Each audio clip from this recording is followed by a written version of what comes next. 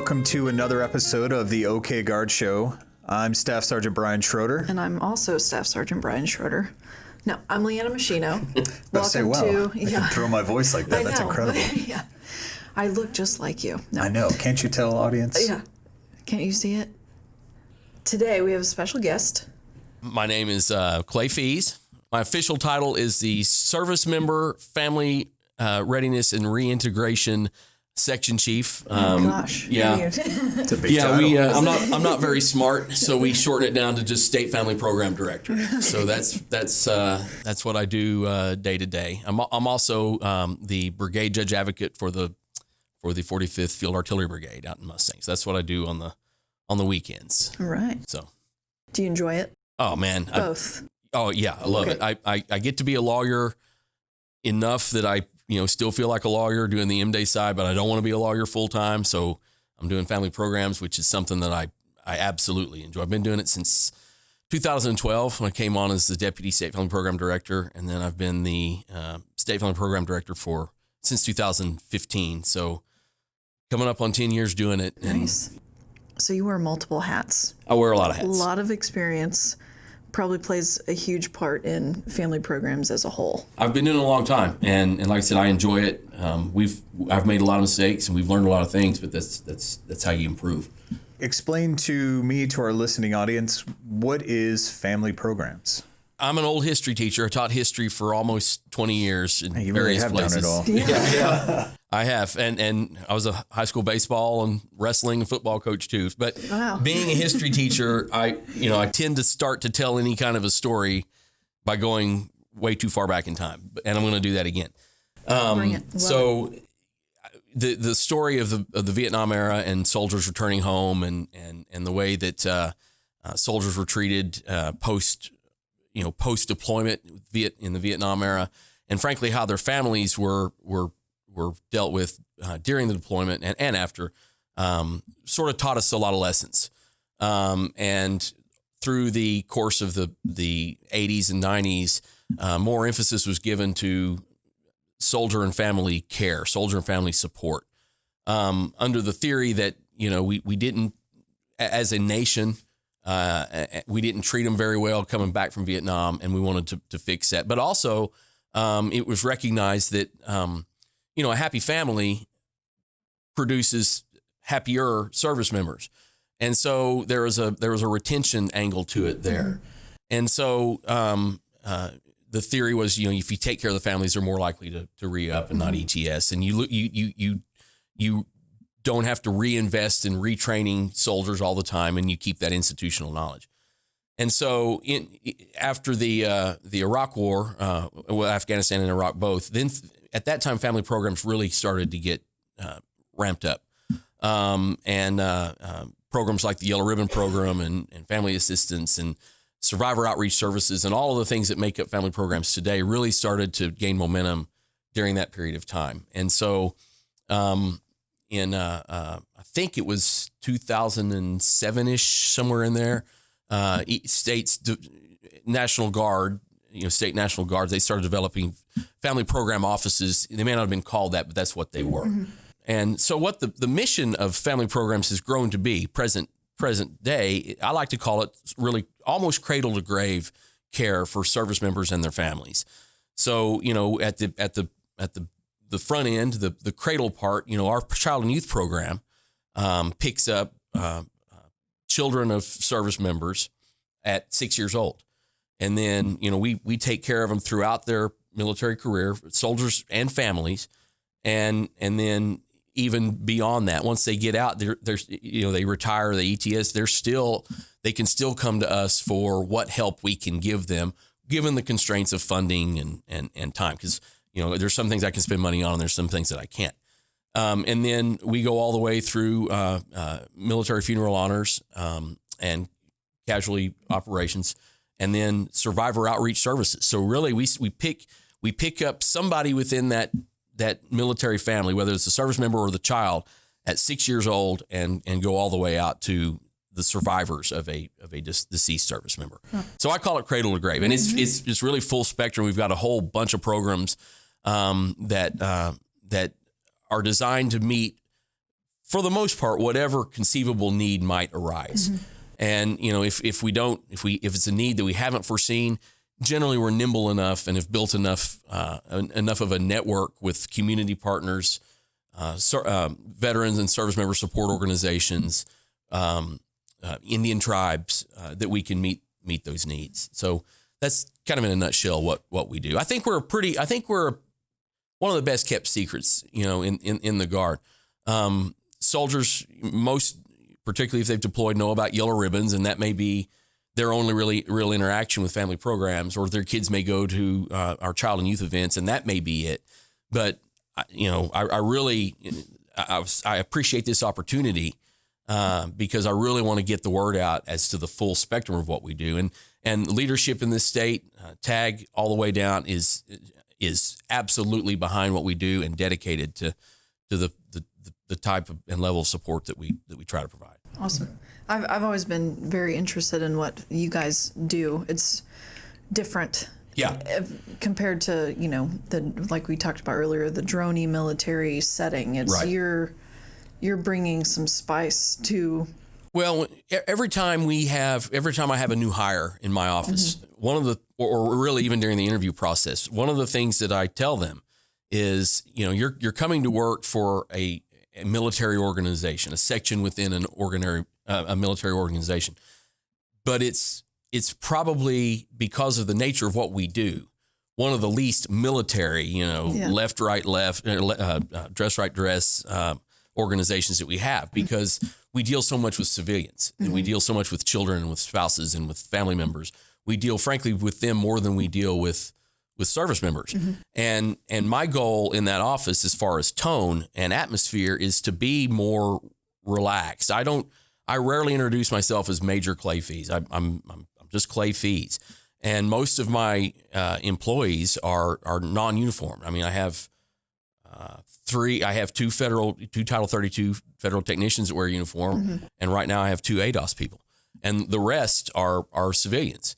And that's what I want, because for civilians to come in and deal with people in uniform sometimes is a little intimidating. Yeah, sure. And so we try to keep it very, very low stress, very open, and non-military. And those out there who know me, I'm not exactly, George Patton myself. So I think particularly fit for that kind of an environment. Yeah. So, yeah. That's good, not just from the family's perspective, coming in and having some human element to military service, but also the service member, right? Right. You can go and address things about your family without feeling the weight of a chain of command. That's right. or anything that way. It's the human element that you're bringing to the service member and their family. Well, and some of my sections, particularly the ones that would deal with the most sensitive of information or the most personal or maybe embarrassing information, they have a duty of confidentiality. So just as I would as an attorney, so do they. Not all of my sections, but the most sensitive ones, they do. And we let them know that this is not going to make it up to the chain of command unless there's some valid reason, regulatory reason that we have to. Right. So we try to set people at ease, because I think setting people at ease is the only way that we can really identify and then drill down into their issues. And that's what we're about, is solving soldier and family issues. Okay. So service member family issues. I keep saying soldier. I think green, but we do, we help Air National Guard folks, and we'll help retirees of the Coast Guard and the Marine Corps. But so if I say soldier, I apologize. It's you're open to other branches. You provide services, so it's not correct. Just Oklahoma National Guard. That's correct, within the constraints of funding. Okay. So, for example, child and youth. I receive funding to fund the child and youth program. But just like any funding, it's got its limitations. Sure. In fact, it's really pretty limited. Like I cannot. It's green money. So even child and youth events that have a per head cost per child, I can't even fund Oklahoma Air National Guard children. We've got a workaround. We work with the wings and they fund it, so we take care of it. But there are some funding constraints depending on the program, depending on the pot of money that I can't. But generally speaking, if a Marine walks in here into my office and says, I've got this problem, I can't pay my rent, I can't, my water's cut off, we'll sit down with that Marine and we'll plug them into those resources and get that problem solved. Awesome. Because there's no funding, if there's no funding issue there, then we solve anybody's problems. Retired, I don't frankly even care how or why they got out. Sure. If they got out with a less than sparkling characterization of service, I'm okay with that too. I spent some time as defense counsel, and sometimes I know those characterizations of service are not entirely accurate. So if you've done your time, you're eligible for our services. Okay. Walk us through just kind of briefly what different services are offered. You had mentioned child and youth services. Okay, well, I'll start there. I'll start with child and youth. Child and youth is robust. I've got two contractor personnel that run child and youth. One of whom is a chaplain was in the Guard, now is a reservist. Chaplain James Smith is my lead child and youth program coordinator, and we service youth from 6 to 18, depending on the event. Some events, we have to exclude the younger ones, and just because of subject matter or whatever consideration, sometimes safety. But the main purpose of the child and youth program is to let them have a good time and to provide programming that's fun, but also to build resilience in those kids. To let them know that there are other kids out there that share the same experiences, whose one parent or the other may also be deployed, to build a mutually supporting network of children. And that's exactly the way that it works. We have kids from all over the state, but when they come together for one of our events, they know each other, they're friends, they hang out, and it's a great thing to see. Yeah. And I contend that our child and youth program is as dynamic as any in the country. Since I've come on board, one of my emphasis that the child and youth folks have picked up and run with is an education piece. Like I said, I'm an old teacher, and I think that's a great opportunity to not only build resilience in those kids, but also to teach them something. So, for example, we did, I think you took the pictures last year, we did an overnight event at the USS Batfish, a retired World War II submarine up in Muskogee, and they spent the night in the Batfish. They learned about what the life of a World War II submariner would be like, and they built those relationships at the same time. And so there's a way to build that resiliency in them, to let them develop their relationships as military children, and also inject them with some education. And that's what we try to do. And we see it as a recruiting tool. We have numerous kids. I think we're up around 20-ish of kids who've grown up through the child and youth program who now wear a uniform in either the Air or Army Guard. Yeah. And 20 may not sound like a big number, but it is. I think that's probably close to a recruiter's yearly, mission. So it's a great program. So if let's bridge over to still the same program, but parenting. Right. So when you're pitching this to a parent, how do you go about it as far as like education, the safety of their child? They're potentially relinquishing them to you guys. So like, how does that work? At any of our events, we background check all of our adult volunteers. So we vet them pretty strenuously, and there have been occasions where, and I even go a step further. As an attorney, I go on OSCN and I pull their names, and I'm going to look and see what may be out there. And there have been occasions where I've had to send volunteers home. So we take the safety of the kids very seriously. Most of our volunteers are either service members who take time off for, let's say, kids camp and spend time up there.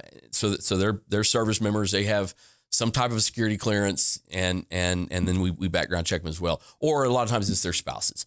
But that's the safety piece of it. We have I have a medic. Currently, I have a medic that is an ADOS soldier that works for us now, and she's at the events to do medic things in case they're needed. At our bigger, longer term events, we contract a nurse to come in and provide medical care if we need that. So that's how we pitch the safety side. As far as what the benefits directly to the child, we do just what I told you. Sure. We say here's the purpose of the program. You know, your kid may be sitting in a class in you know, some elementary school in Lawton, and there may be other kids in that class that are going through the same thing that yours is and not even know it. And so that's the way we pitch that benefit, that resilience piece. So Awesome. Yeah. How often do you have events for child and youth? roughly once a month. They may, some bigger, some smaller, but roughly once a month. April is Month of the Military Child, congressionally declared Month of the Military Child. So we kind of amp up our programming a little bit more then. The summertime's our peak time for child and youth. Kids camp is in July usually. And we've got that contracted at Manford, Camp Victory up on Keystone Lake for the next, 4 or 5 years. But we try to do something once a month. And then Yellow Ribbon events, Child and Youth is there and provides programming away from the actual Yellow Ribbon for the kids. The last thing any kid of any age wants to do is sit through a Yellow Ribbon. Frankly, Sure. The Yellow Ribbon program is fantastic, but the last thing a lot of soldiers of any age want to do is sit through a Yellow Ribbon. But so we do provide programming for 6 through 18-year-olds at Yellow Ribbon. So there's always something going on in the Child and Youth program.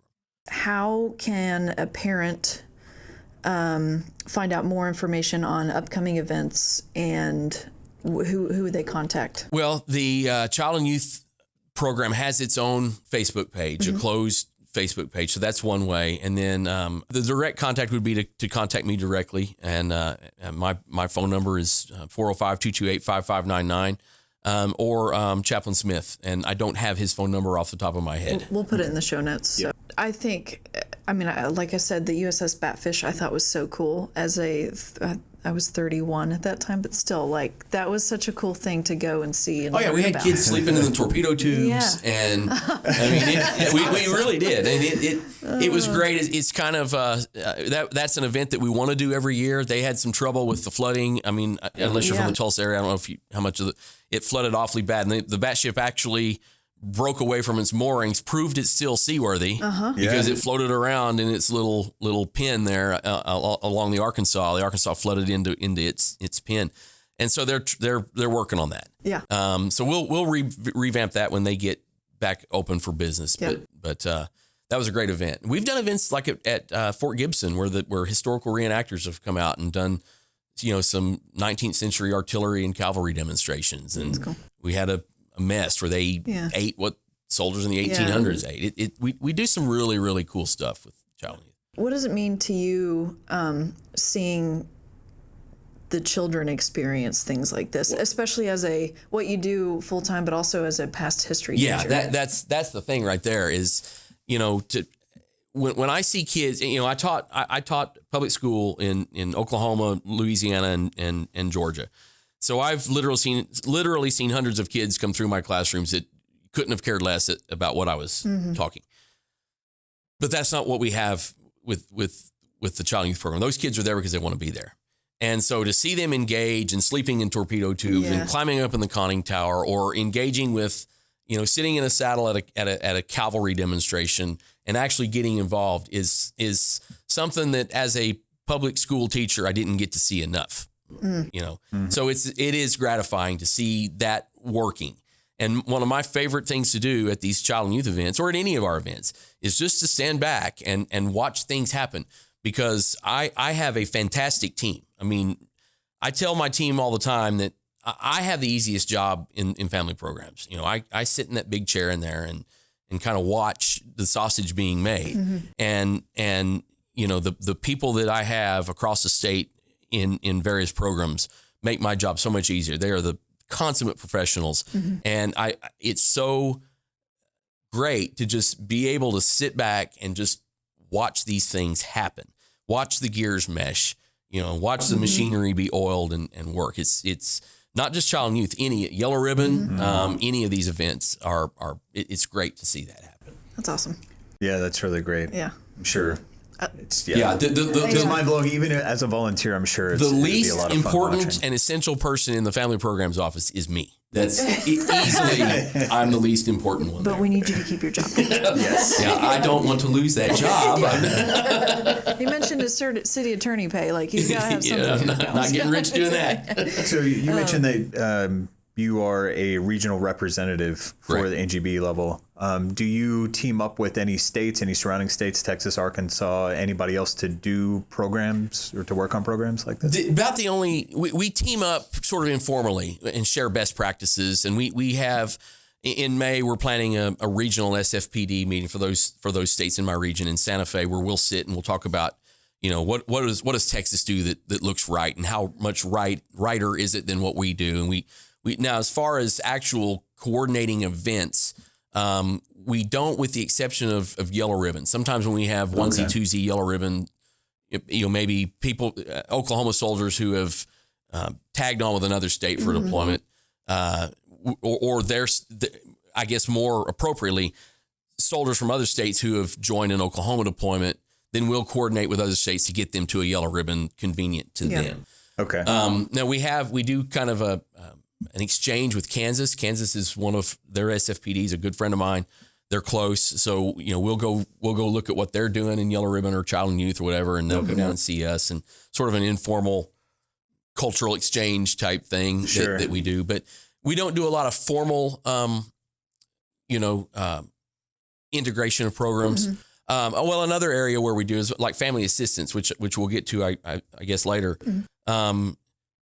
Sometimes a soldier may live in an area of the state where it's closer to go to a family assistance office in Arkansas or Texas, and so we've built relationships with those SFPDs, and where they'll go service our guys, and theirs can come to our offices. Yeah. So there is a lot of overlap and bleed over, because we want to. The goal is to provide as blanket of coverage as we can for the service members in the state, but also to help other states with theirs. That's awesome. Sure. Yeah. I was just thinking in my head, if you got the Texas Guard and the Oklahoma Guard and you had like a historical discussion on the Red River War, the bridge, over the bridge. Yeah. And we're not talking about the Texas OU weekend. Right. This is the actual That's when I was, okay.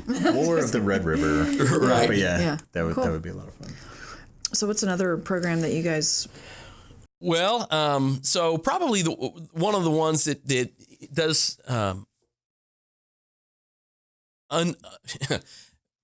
unquantifiably important work and gets the least recognition would be what used to be called my family assistance specialists. There's been some changes at the NGB level.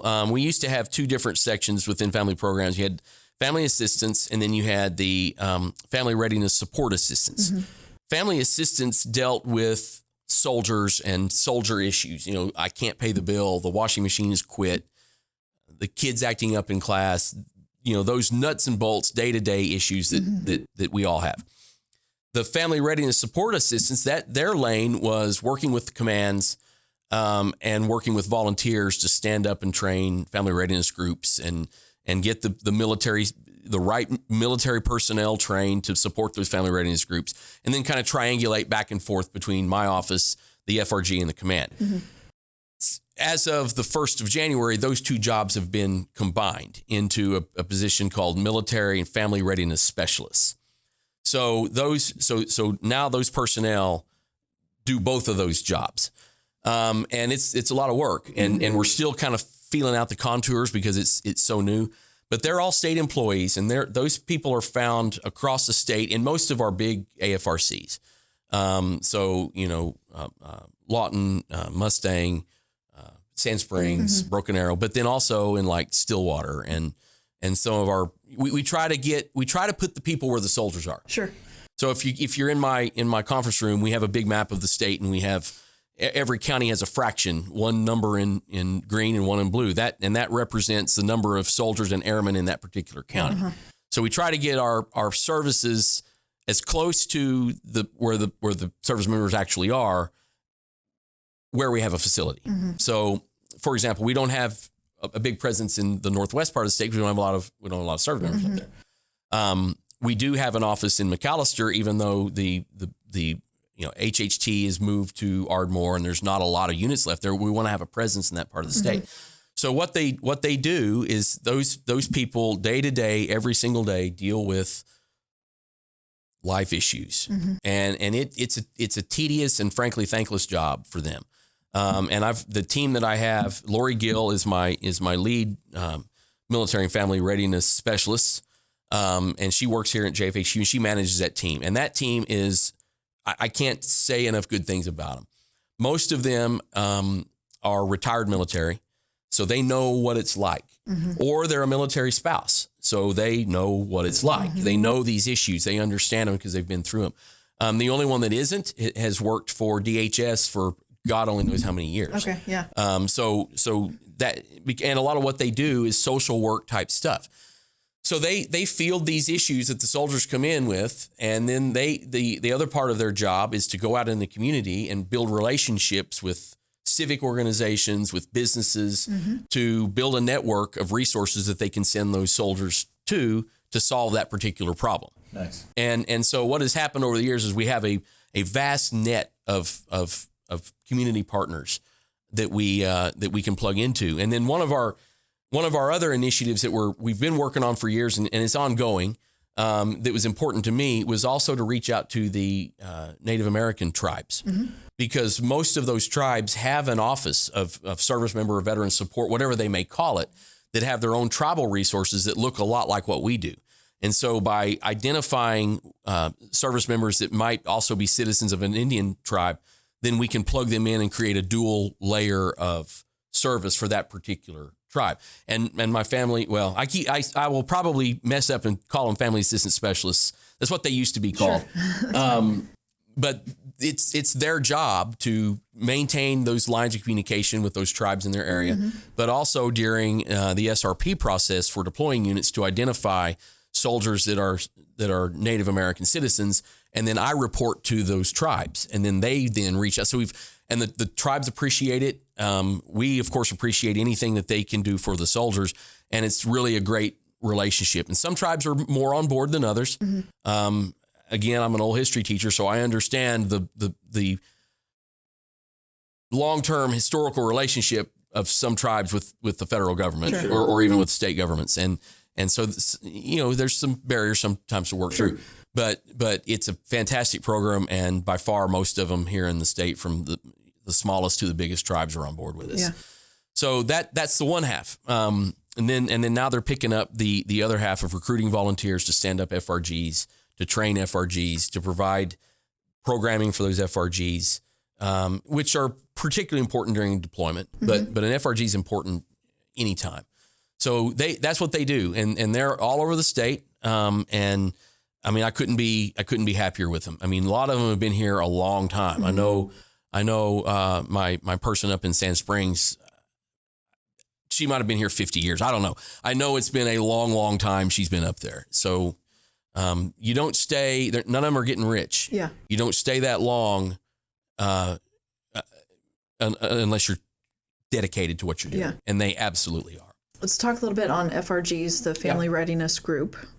How does one, if someone wants, well, at what level, like what's the lowest level where you'll find one? And then if someone, how do you recruit people for that? And it's volunteer, correct? That's correct. Also, what is an FRG?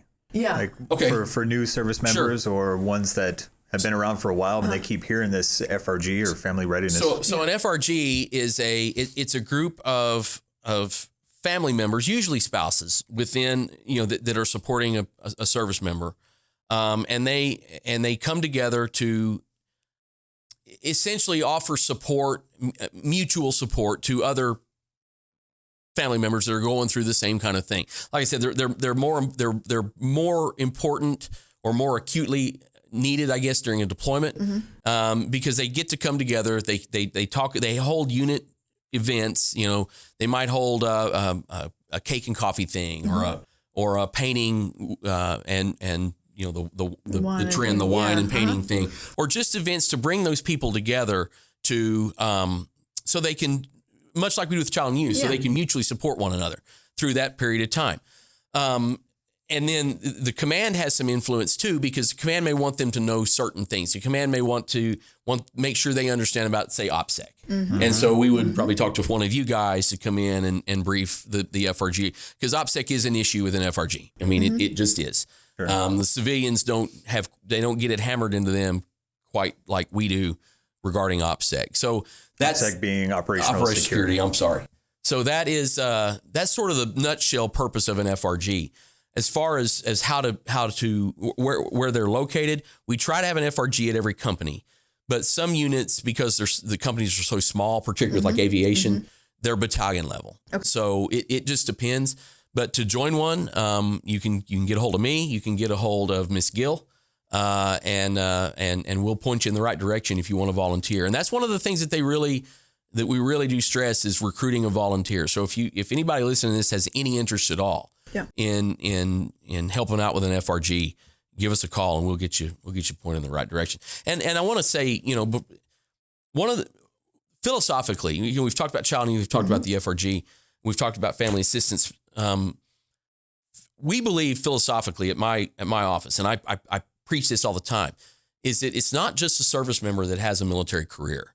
Everybody tied to that service member has a military career. The children have a military career. The spouse has a military career. Sometimes it's the parents, if you're talking about young soldiers. Sometimes it's aunts, uncles, or grandparents. Everybody serves. Everybody has a role to play in frankly, as cliche as it's going to sound, has a role to play in the national defense of the United States. Yep. Yes. Soldiers cannot perform what they're supposed to do as soldiers if there are issues going on at home. And so it's our job to help mitigate those issues at home, to help that soldier to be more effective in doing what they're supposed to be doing, because they're not worrying about things. And so they may not wear the uniform, but the children, the spouse, the people that support that service member, they have a military career too that's every bit as important as what that soldier is doing. And it's also a retention thing. If the family's happy, the family feels like they're being taken care of, the family feels like they're important, and we make them feel that way, soldiers are more likely to stay. Absolutely. And we don't have to retrain them. Yeah. We don't lose that institutional knowledge. And so we see ourselves as a vital piece in the retention scheme. Yeah. It's a community. I mean, it is. Yeah, it's 100%. I think you're spot on, because in the military, you go out to lunch and you're wearing your uniform, and it's easy to spot for the public to say, oh, let me thank this person for their service. But what about my family who is wearing civilian clothes every day? They deserve as much, if not more, thanks because of what they do. The public knows generally what soldiers and airmen, what service members go through. Right. That what they don't know are what happens at home. Mom or dad is deployed and the child is reacting in their third grade class, acting out because of that. They don't. The general public doesn't see what those people that are supporting that service member go through every day. Yeah. And it can't be expected of them. You just don't know. But those issues are critical, and we see it as our job to try to mitigate those as best we can. So the way, if something happened, a husband or wife, they're deployed, single parents back at home, how do you recommend they get a hold of their FRG or? Well, if they're involved in the FRG, they'll know who their FRG leader is, who the leadership of that FRG is, or they can get a hold of the unit, because every unit has a military point of contact that interacts with that FRG. Or you can call us and we'll get you involved.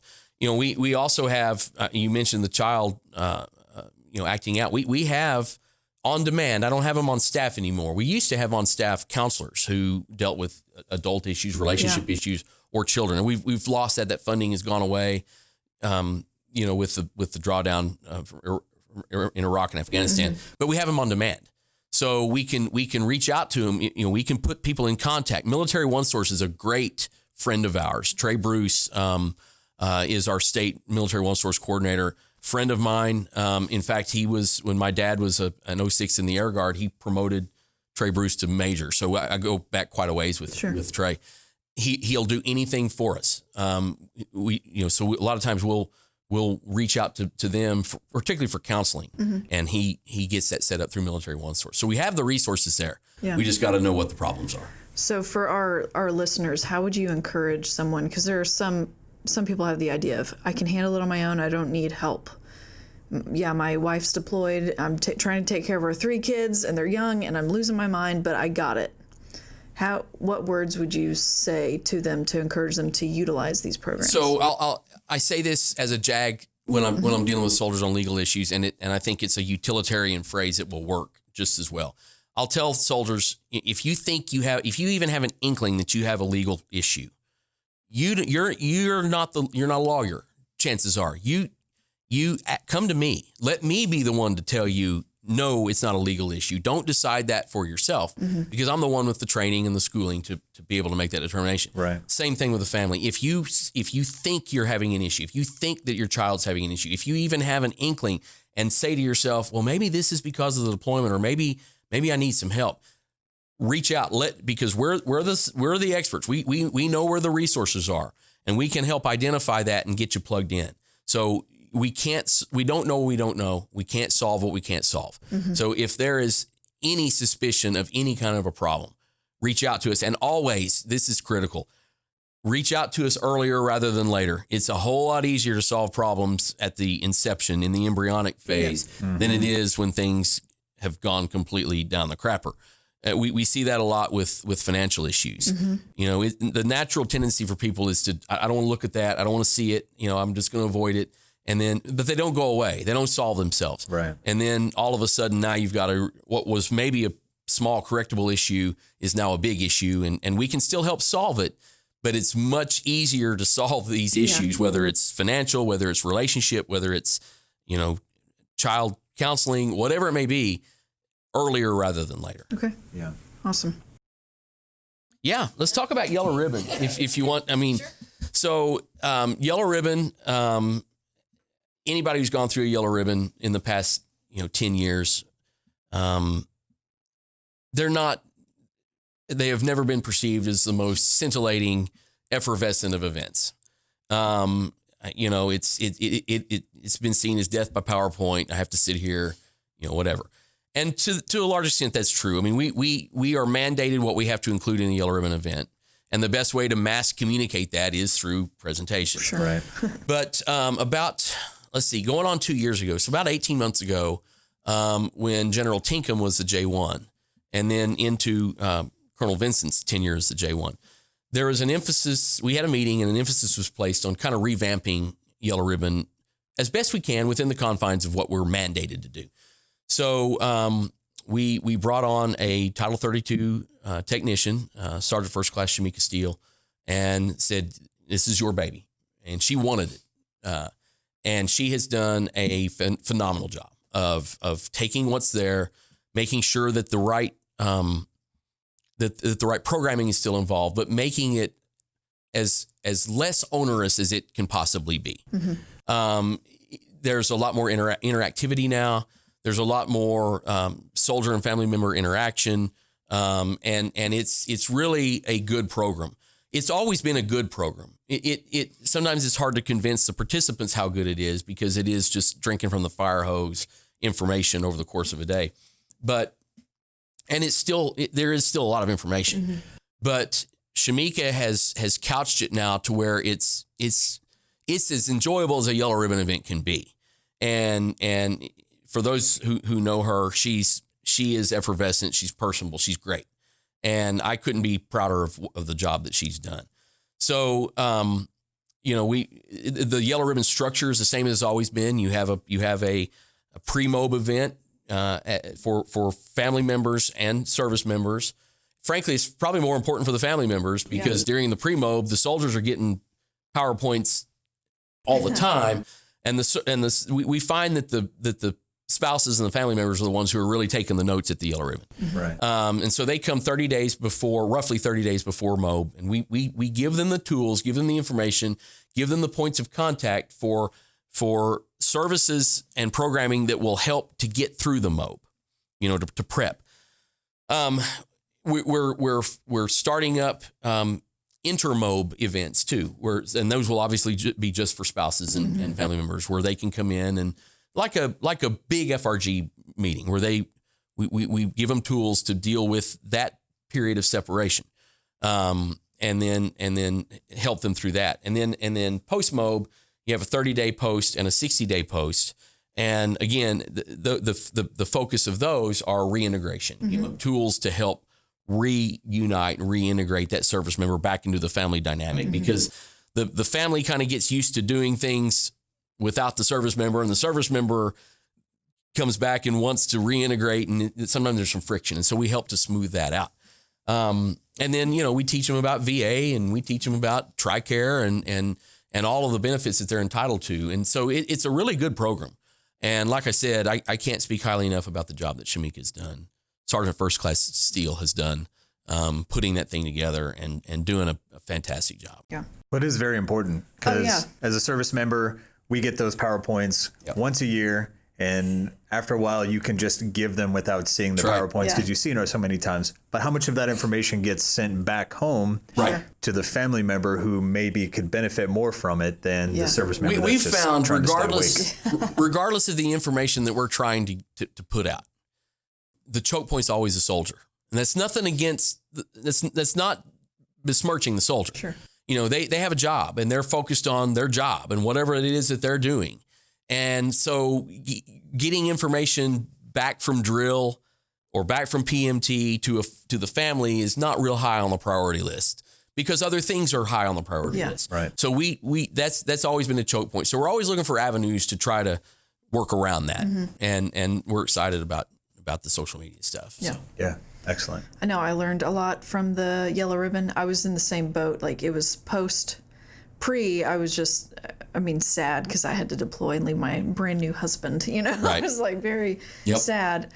And then coming back, I remember certain things I focused in on very closely, like the TRICARE thing. You have 180 days. Here's how it works. Here's who you contact, things like that. So for me, coming back, it was very helpful. Right.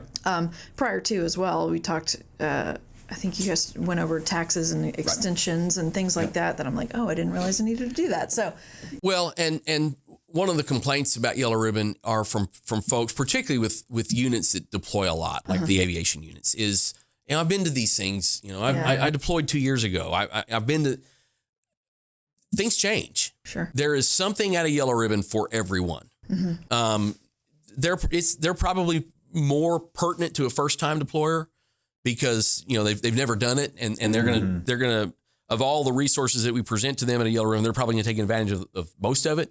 But things change, programs are added or subtracted, or change, and even grayer beards that have, I guess grayer heads, you can have a beard, but grayer heads who have deployed a lot, they don't know everything that is being put out, and so it's important for the whole unit to participate in the Yellow Ribbon. Yeah.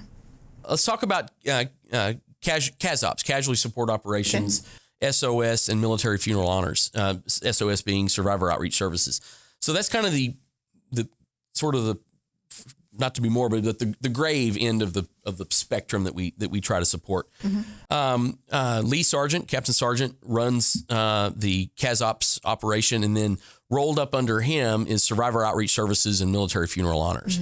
And so what they do is they take care of soldiers, service members, when they have passed on, and after.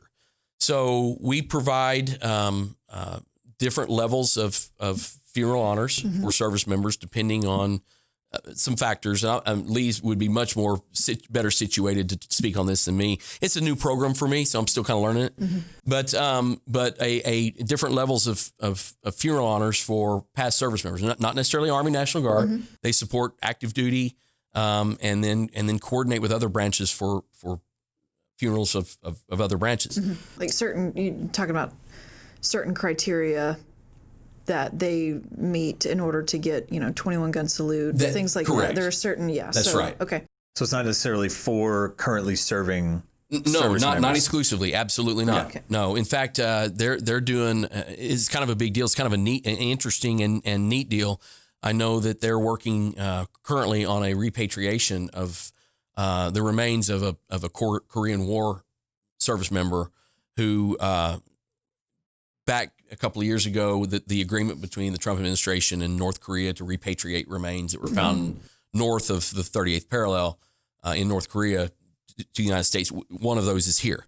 Oh, and so they're working on a repatriation ceremony for that. And it's really, really interesting, really, really big deal. So that's the funeral honors piece. CASOPS, he trains the notification officers and what you see kind of in the movie, you go to the house and deliver the bad news. But then that mission also extends well beyond that. They help the surviving family member, surviving spouse, plug into whatever resources there are out there, and they're the intermediary between the family and the government and the Army to make sure that they're taken care of. And then Survivor Outreach Services, once that mission is done, then Survivor Outreach Services picks up, and that's Lloyd Smithson, who works here in the office here, Jordan Cox down in Norman, and Shannon Lucas in Tulsa.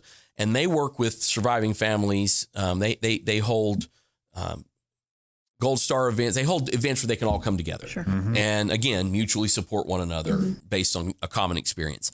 And they do a great job. In fact, just this past weekend on Friday, we had our Gold Star luncheon. Tag was there. General Harrison was there. Some folks from NGB were there. Big deal. Great event. And so they do a good job. We don't just take care of the family. It's not just tied to military service. Once the military service is ended, we're still there. Family Programs is still there, even beyond the passing of the service member. We'll support that family as long as they need it. And some of the things that they work on is even like legislation to provide tax benefits or education benefits for Gold Star families, that sort of thing. What level of relative? That's probably not the right question, but immediate family, extended. How does that work? Well, I'm not exactly sure if I know the exact answer. I know immediate. Not sure how far out it goes officially, but I can tell you, knowing my people, who again are. I know this is not a platitude. I know it sounds like that. I know every leader says this. I truly mean it. I have the best people that work in my office, and they will go above and beyond, even if they're not mandated. To take. They'll help anybody that needs it. We have a young lady from my hometown coming in to speak with us, whose spouse had gotten out of the National Guard. And unfortunately committed suicide. And so because he was out at the time of his passing, benefits are limited. But she's coming in to meet with my people, an array of my people, to figure out, okay, how can we upgrade his VA disability rating? How can to get you some more money there? What can we do? Where can we what thread can we pull to help you? And that's just the kind of people that work in family programs. Yeah. Wow. And so there's a minimal obligation to her, regulatory or legal obligation to someone like that, but we do it anyway. Yeah. Within the confines of funding. We can't spend money incorrectly. But we will help anybody as much as we can. That's awesome. Yeah. What an amazing benefit. Yeah. That you get. Not just from serving, but after serving, even after passing from your service. It's amazing what your office. Well, and we're able again, this is not a platitude. We're able to do a lot of what we do above and beyond because of the leadership that we've got, because leadership has recognized that what we're doing is important, and that the support of these families is mission critical. It's a force multiplier. Yeah. And so we have unwavering support from the tag all the way down. Yeah. I've had a series of J1s, my direct boss, who are like, listen, you guys are doing a great job. Keep doing it. Let me know how I can help you. And it's fantastic. Awesome. So it's really good. Yeah. So, something else that we do, ESGR, working with employers and recognizing employers. And I've got a contractor that does that. So ESGR, we have an employment universe within family programs that has a couple of different programs. ESGR is one. Mike Laird runs the employment coordination program. So if a service member or their families, not just service members, are either or underemployed and want to seek a better job or a job, Mike will sit down with them and help them with their resume, do mock interviews, interview skills. He holds job fairs across the state and brings in employers. And he really goes out and sells the benefits of hiring National Guardsmen. The benefit to an employer of hiring a Guardsman is the discipline, as a service member, but also they're clearly able to multifunction and live in more than one world at once, because they live in the civilian world. They also live in the military world. And that's attractive to employers because they're more utilitarian. They're more dynamic. And Mike does a good job of selling that. And then the downside of hiring Guardsmen is they're gone for 2 weeks in the summer and they may be deployed. And that's where ESGR comes in. And ESGR builds those relationships with those employers and, recognizes them for their sacrifice, because the employers sacrifice as well. Absolutely. I mean, it's not just the service member that, the public sees the sacrifices of the service member, deservedly so. But there's a lot of people on down the line that also sacrifice for the greater cause of national defense of that service member's career, including their civilian employers. So we have Rochelle Buck with ESGR that manages that piece of it. And then Jerome Humphrey, retired Master Sergeant Jerome Humphrey, he works at a national level employment piece, doing a lot of the same type of things that Mike Laird does as a state employee.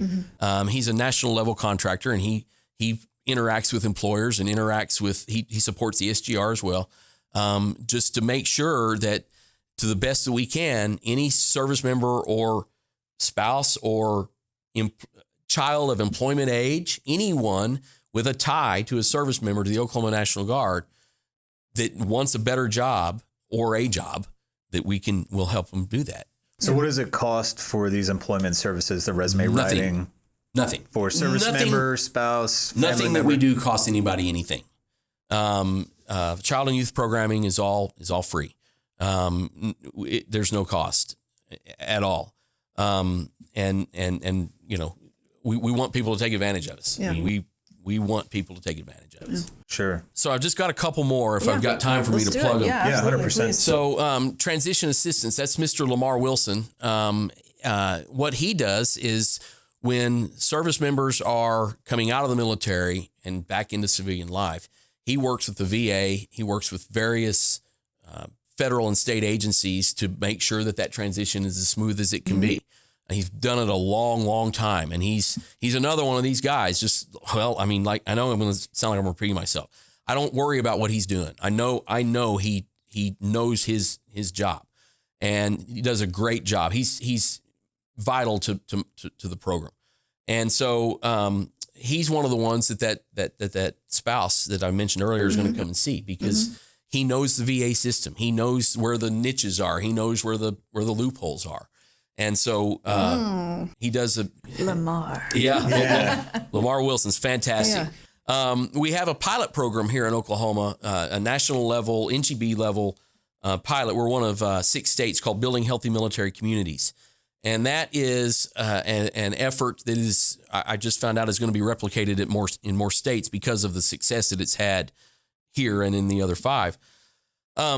Debbie Rich she runs that. She's a retired active duty Chief Master Sergeant, Air Force. And her job is to go into the hinterlands of Oklahoma and meet with healthcare providers with a particular emphasis toward mental health, rural county health departments, rural hospitals, rural service providers. And much like the family assistance specialists, what they do, build a network out because if you're, Oklahoma has the I-44 corridor. If you're outside of Tulsa, Oklahoma City, or Lawton, and to some extent McAllister, it's tough to find some of these resources. And so her job is to go out there and build that network, so that we can plug immediately. We have them pre-identified who those service providers are, and we can plug soldiers or family members into them directly. So that's a successful program. She's done a fantastic job with that. And then this is probably one that I maybe should have mentioned earlier, given its importance, are our personal financial counselors. Yeah. So I've got 3 individuals, Robert Lasota out at Mustang, Roy Ames in Tulsa, and Jordan Spencer here at JFHQ. And they are experts at helping soldiers unscrew their finances, to put it bluntly. Believe it or not, soldiers sometimes have screwed up finances. Sure. And so they'll sit down with them and they'll work on not just teach them things like how to balance a checkbook. They dig into the budget. They look at their spending. They look at their bank statements and they say, here's where you can, and really develop a comprehensive budget and develop long range plans to get them on track, to get them out of whatever situation they found themselves in. So they are fantastic. And we've used them. Oh man, they're integral to what we do, because financial issues, they lead to security clearance issues, and they lead to distractions, and they lead to I got to get out of the guard because I got to get a better job or another job or something like that. So retention, we try to solve those problems and mitigate those problems as best we can. And that team is very, very good at that. And that kind of bleeds into maybe the last thing, looking at my org chart here, the last thing, and it's not a program of mine, but it's one that we need to get the word out, is the Emergency Relief Fund. So the legislature has authorized the creation of an emergency relief fund for the National Guard. If you've done your state taxes, at some point on your state taxes, there's a box that says, I want to donate X amount of money to the National Guard. Well, that's what it is. And so there's a pot of money that is managed across the street at the flagpole to help alleviate financial disasters. Tornadoes blown through a neighborhood and somebody's lost their home, or there's been an unexpected death, or something unforeseen that is not the fault of the soldier that we can help with. And so if a soldier or airman finds himself in that situation, now that's only open to current National Guardsmen. There's some restrictions there, but they need to reach out and talk to either one of the airmen and family program managers at the wings, which are basically do a lot of what we do, but at the wing. They're kind of the blue family support asset. Or they can reach out to our military and family readiness specialists, and they will walk them through the application, putting together the packet, because we have to see 3 months worth of LES and 3 months worth of bank statements and see where your money is going. And they may have to meet with one of our PFCs, and then I write a recommendation. Yes, I recommend approving the funds and whatever they're requesting. And then it goes to a committee across the street, which is the J1, State Sergeant Major, other sergeants major and other high-ranking individuals over there, and they vote on whether to approve it or not. But I want to make sure that I get it out there that fund exists. So if there is a crisis, if there it has to be a bona fide emergency. I mean, and generally, if the service members created the emergency, he spent too much money at the liquor store or something like that, that's going to preclude you. But a bona fide emergency, there are funds available. Again, don't prejudge yourself, service members that may be listening, as to whether or not this is an emergency. I encourage you to apply and let us figure that out. But if you don't apply, the answer is always going to be no. True. So that's what that is. That's what that is. That fund exactly. You check that box on your when you're doing your state taxes. That's where that money goes. It goes to helping service members in disastrous need. And I will tell you, I vet those packets before I make a recommendation. It's not a check the box, send the recommendation over. I dig into, and it's not just me. I have my deputy, Lieutenant Brittany Dixon, relatively new, absolutely dedicated to what we're doing. I have her delve into it. I have Miss Gill delve into it. I have my PFCs delve into it. That money is because it's taxpayer money, and we want to be good stewards of taxpayer funds. So if there's any hesitance about checking that box because you don't know how the money's spent, I can assure you that is vetted to the nth degree. Okay. Wow. So in an emergency situation, tornado blows through someone's house, or earthquake happens, they didn't have earthquake insurance, their house is completely destroyed, whatever may happen. Right. Something like that. Exactly. Turnaround time, because you talked about the vetting and the process. Well, I'm glad you asked that question, because the turnaround time is it's not a quick process. You have to put the packet together. It has to get sent to me. I get on them within 24 hours of receiving them. Get them to then you have to collect the votes of everybody. So it can be time consuming. Roughly 10 days. Okay. But for smaller short-term emergencies, I don't have enough money to buy baby formula or diapers or whatever. We keep a stock of gift cards, Walmart gift cards in 20 or 20, I can't remember, denomination that soldiers can access to patch over until the next paycheck or whatever, take care of those short-term needs. And those are very quick. We are implementing some new internal controls on that we haven't had in the past, because again, we want to make sure we're taking care of those funds. The new rewrite of the emergency relief policy that is pending tag signature allows them to buy us those cards. We have some donated, but we have a stock of them. Whether they're donated or they're taxpayer funded through the emergency relief fund, we want to be good stewards of them. Sure. So we've got a new accountability scheme in place. We're going to need to see receipts, and you're going to sign a counseling statement that, this is what you're going to spend the money on and that sort of thing. But that money is there. So for bigger disasters, the Earth Emergency Relief Fund is there. It takes a little bit more time, but if it's something like I don't have enough gas to get to drill, or I can't afford to feed my 4-year-old, we can take care, or we refer people. We have a good relationship with Airman's Pantry at Tinker, food pantry out there. We referred a soldier there today. We've built good relationships with churches that may have food pantries. If a service member or their family has a problem, chances are we can solve it. Awesome. We just have to know what the problem is. Yeah, that's great. This is incredible. Yeah. Talk to me about, I've heard this phrase, value-added program. Right. And obviously what family programs offers, what we've just been discussing over the last hour or so, really adds a lot of value. So in your own words, kind of tell us what that means. Okay.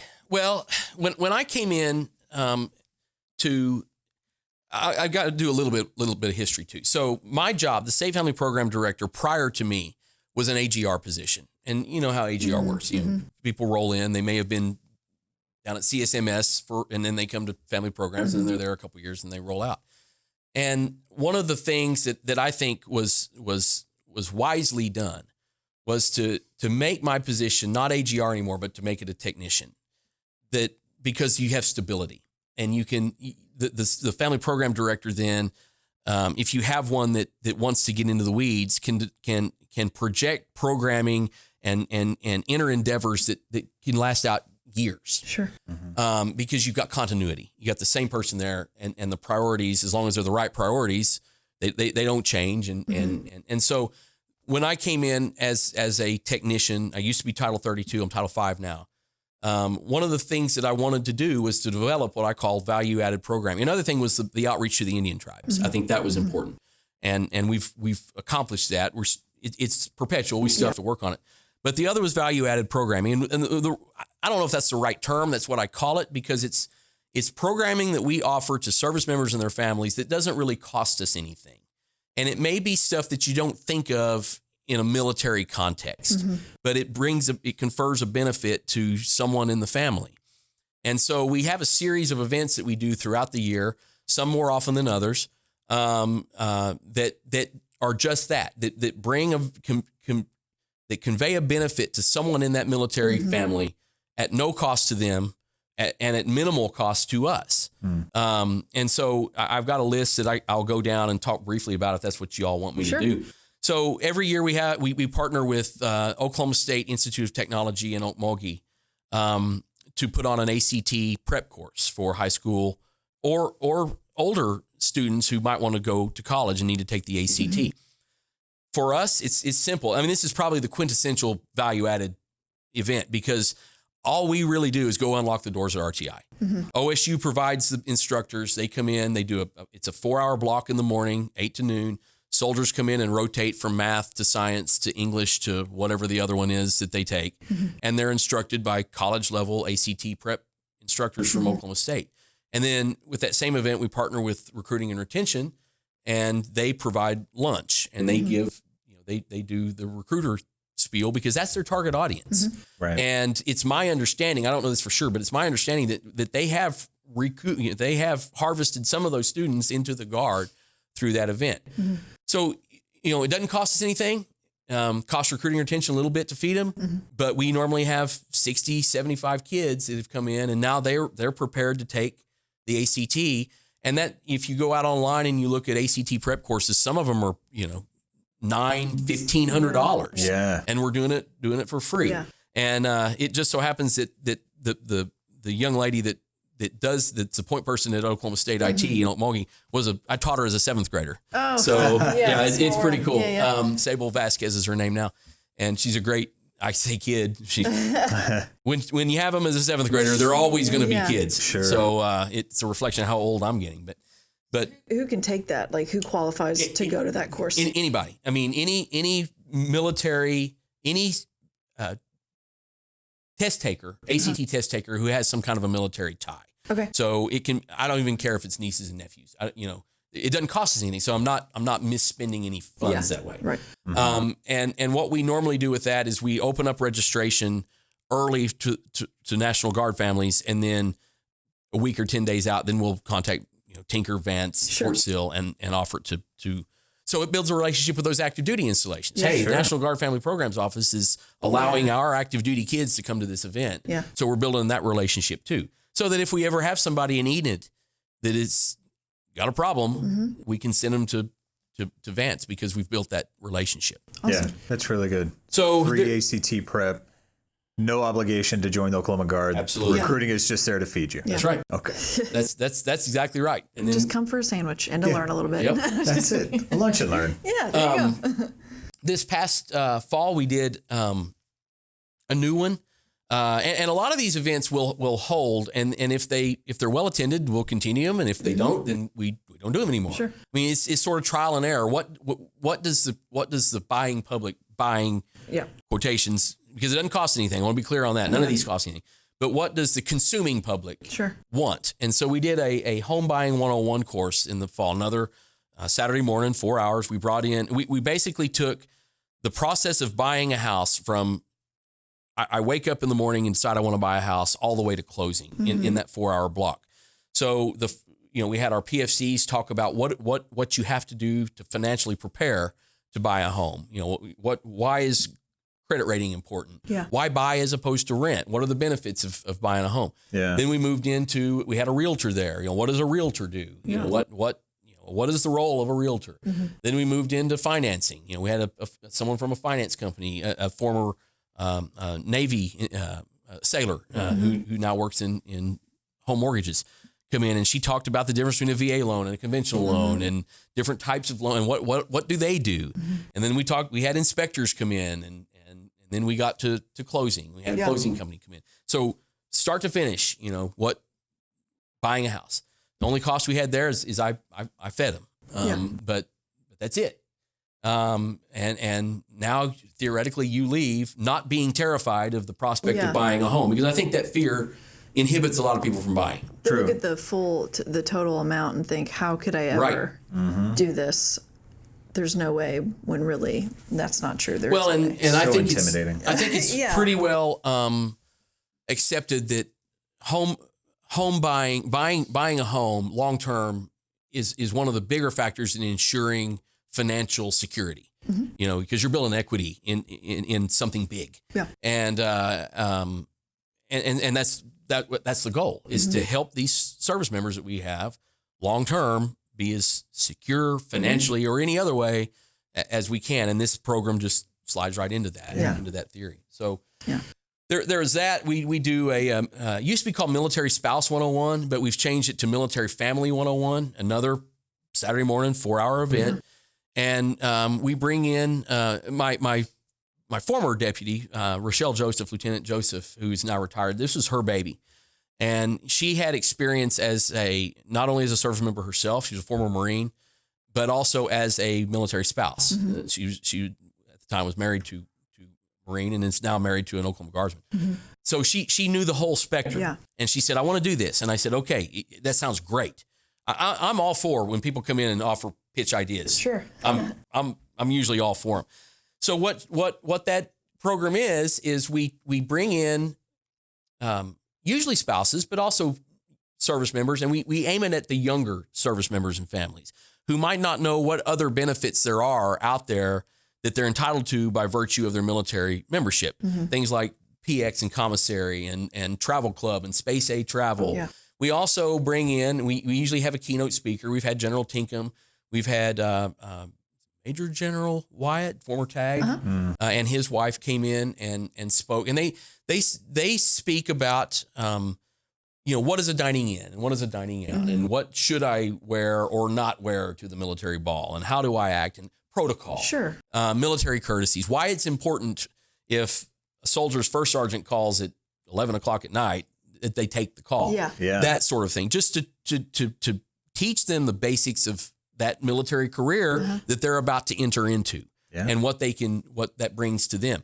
And they leave with a great book that we have that Lori Gill has found and we hand out called, I think it's called National Guard 101, which is a primer for National Guard life. Yeah. And so again, the theory is we plug them in, we train them, we teach them so that military career that family is now embarking on will be as fruitful as it can be and satisfying as it can be. We have our child and youth people come in and talk about all this stuff we're talking about now. Yeah. What can we do for you? Cool. Okay. So that's Military Family 101. We're planning an event this fall. This is a new one. We'll see how it comes off. I'm an old teacher, so education is important to me.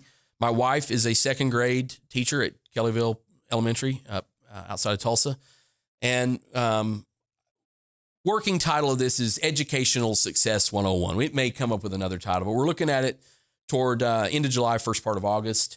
And what the goal there is to bring in education experts, teachers, administrators, and teach parents, particularly of elementary school age kids, how to help their kid at home to succeed at school.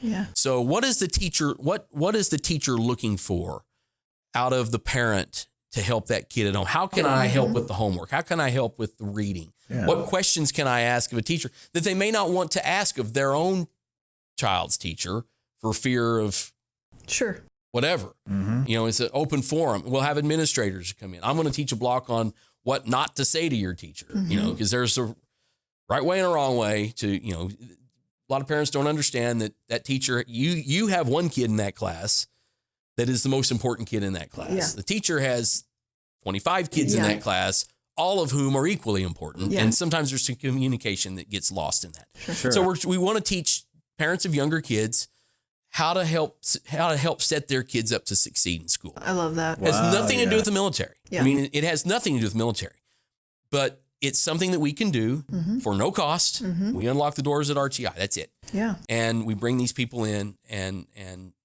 teach them that.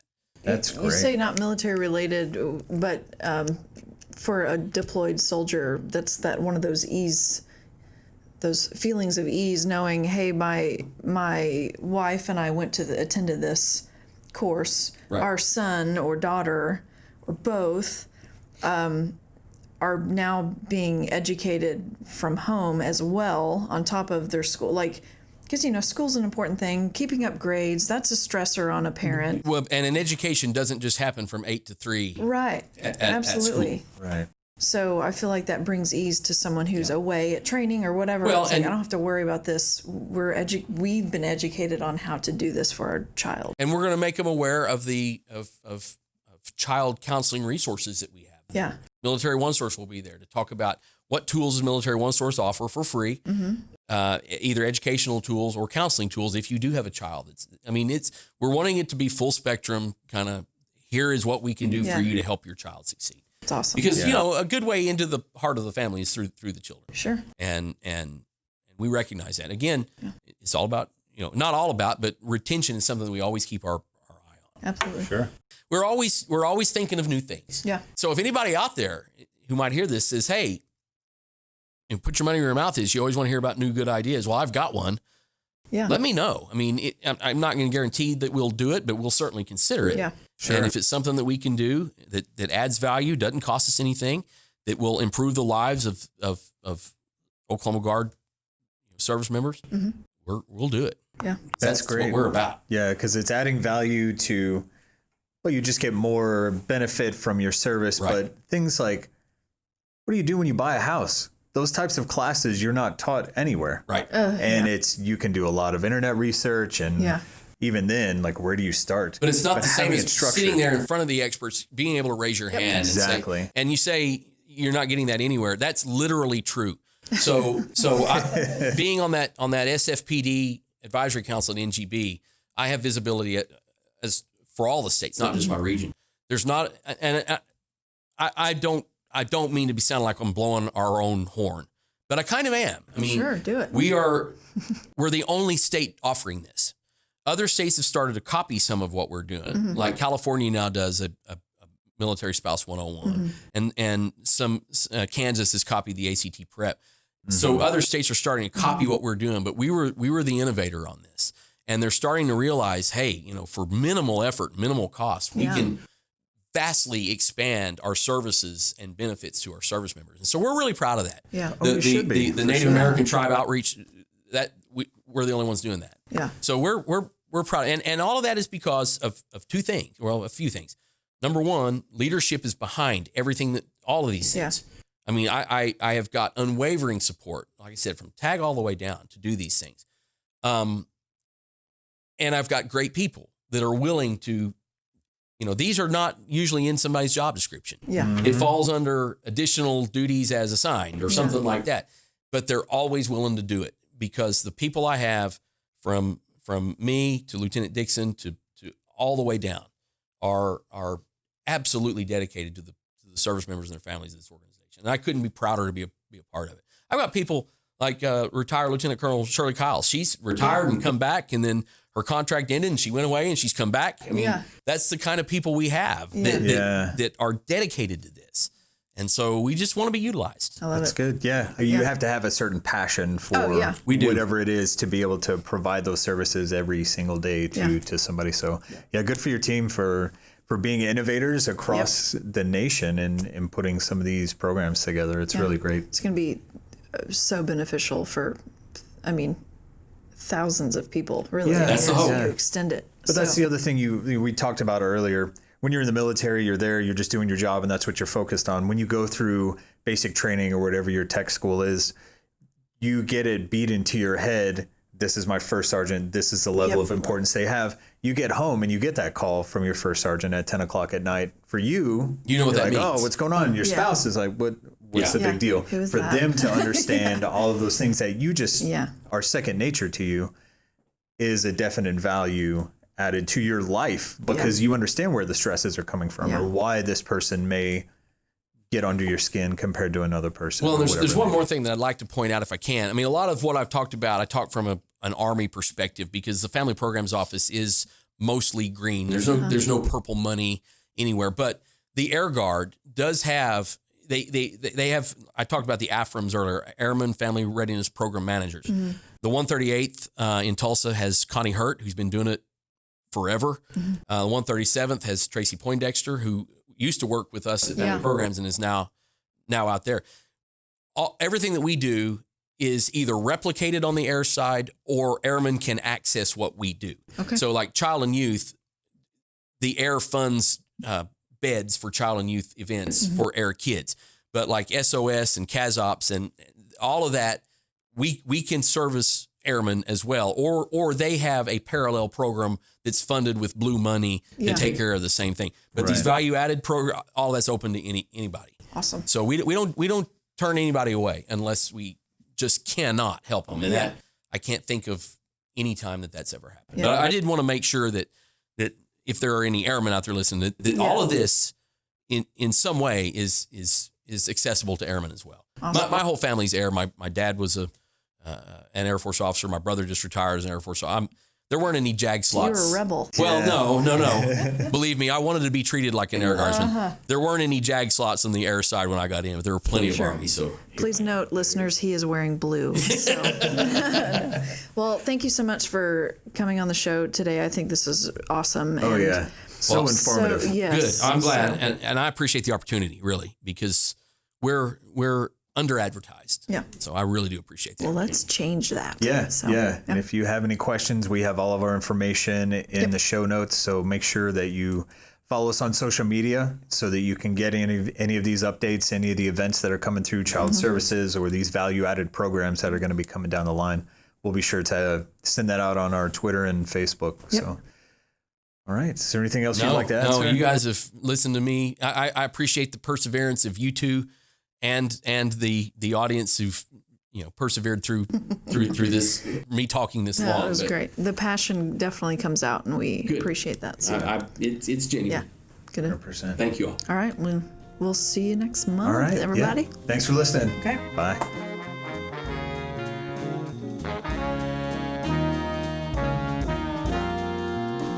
The OK Guard Show is produced by the Oklahoma National Guard Public Affairs Office. Any mention of products or brands does not imply endorsement. All guests on the show are volunteers in an effort to inform and educate members of the Oklahoma National Guard, their families, retirees, potential recruits, and the community.